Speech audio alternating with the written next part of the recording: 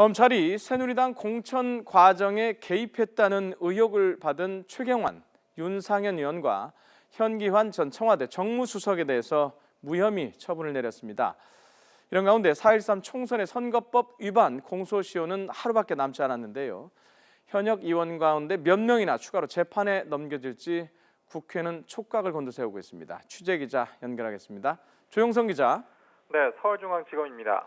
자, 이른바 공천 개입 의혹에 대해서 무혐의 처분이 내려졌다는데 이유가 뭡니까? 네, 검찰은 최경환, 윤상현 의원과 현기환 전 청와대 정무수석이 지난 20대 총선 당시 새누리당의 경기 화성갑 예비 후보였던 김성회 전 의원에게 출마를 포기하도록 협박했다는 의혹과 관련해 수사해왔습니다. 검찰은 조사 결과 이들이 구체적으로 김 전 의원에게 해악을 가한다고 한 사실이 없다고 설명했습니다. 또 김 전 의원이 친분 관계상 이들의 발언을 협박으로 느끼지도 않았다고 진술한 점 등을 근거로 무혐의 처분했다고 밝혔습니다.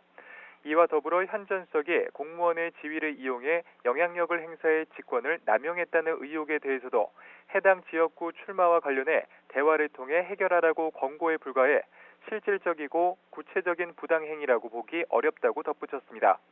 친박 핵심인 최 의원, 윤 의원과 현 전 수석의 공천 개입 의혹은 지난 8월 새누리당 전당대회를 앞두고 불거졌습니다. 최 의원, 윤 의원과 현 전 수석이 화성갑 지역 예비 후보인 김 전 의원에게 잇따라 전화를 걸어 다른 지역구로 옮길 것을 종용하는 내용의 녹취록이 언론 보도로 공개된 건데요. 이후 시민단체가 관련 내용을 고발했고 검찰은 전체 녹음 파일을 확보한 뒤 윤 의원을 소환 조사하고 최 의원과 현 전 수석에 대해서는 서면 조사를 진행하는 등 수사를 이어왔습니다. 자, 내일이 20대, 그러니까 4.13 총선과 관련한 선거법 사건의 공소시효가 끝나는 날인데요. 현재 검찰 분위기 어떻습니까? 네, 공직선거법의 공소시효가 6개월이라 10월 13일, 그러니까 내일 밤 12시 공소시효가 끝이 납니다. 전국 일선 검찰청에서 관련 사건들에 대해 막바지 검토를 하고 있는 상황인데요. 정확히 몇 명이 선거법 위반으로 재판을 받게 될지는 모레가 되어봐야 알 수 있을 전망입니다.